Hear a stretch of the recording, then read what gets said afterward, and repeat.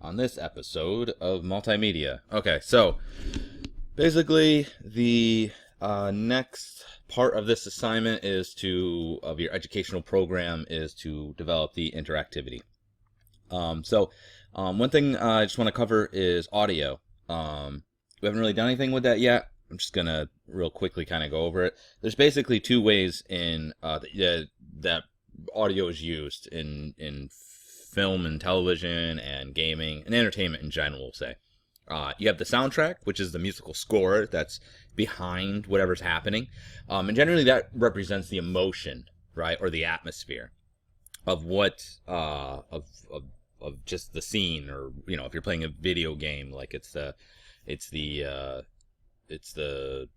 like I said, it creates the atmosphere. So like if you're in a jungle or if it's an action scene, it'll be like real, choppy and real fast. But if it's like a real kind of serene landscape, it might be kind of like a little more floaty and light.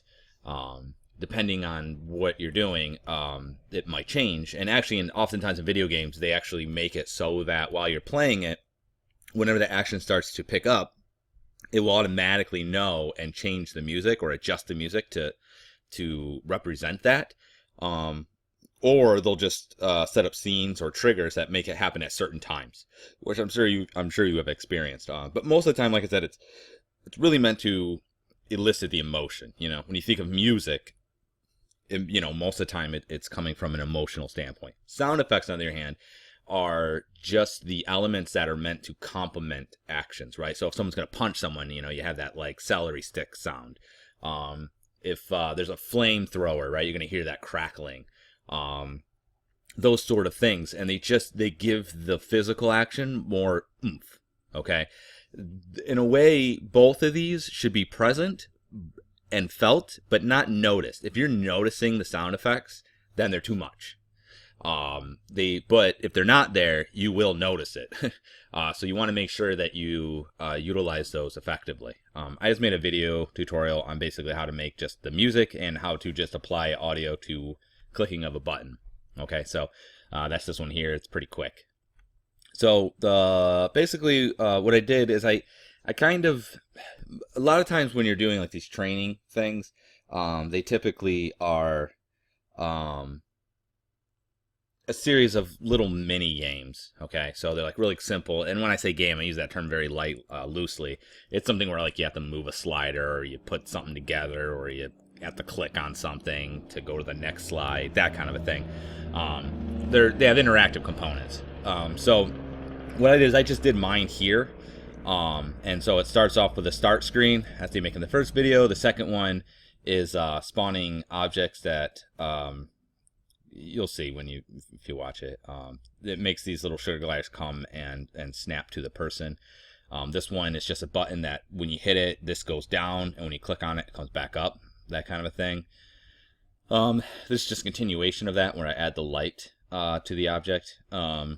This one's I make a puzzle. So basically I have puzzle pieces on the sides, and you just pull them in to complete the puzzle. This is a continuation of that. Another continuation of that. One's probably the most complicated one. Here I just made a slider, so when you slide it, this image changes based on the slider. And this one's just, I try to fake a spinning world that you can click and drag it. It's pretty easy. And then this last one is the quiz. So, or this last two are the quiz. So basically we just make these questions based on the text that was up there.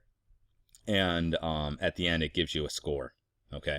So what I want you to do for your next assignment basically is this. I want you to have at least like 2 mini games. They can be, like I said, they can be extremely simple. They don't have to be what I did up here. You can use what I did, or you can come up with your own.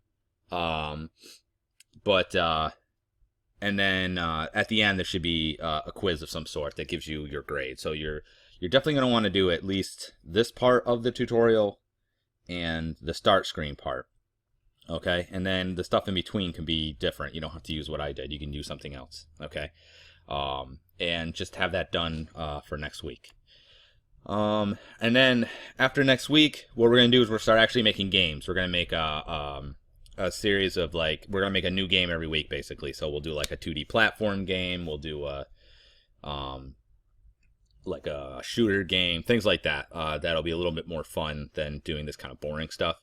So start thinking about a type of simple 2D game, because basically the rest of this semester is going to be making a 2D game and then a 3D game. So think about what kind of game you want to make. Like, think of something really simple though. All right, and that's it. So good luck, and we'll see you around.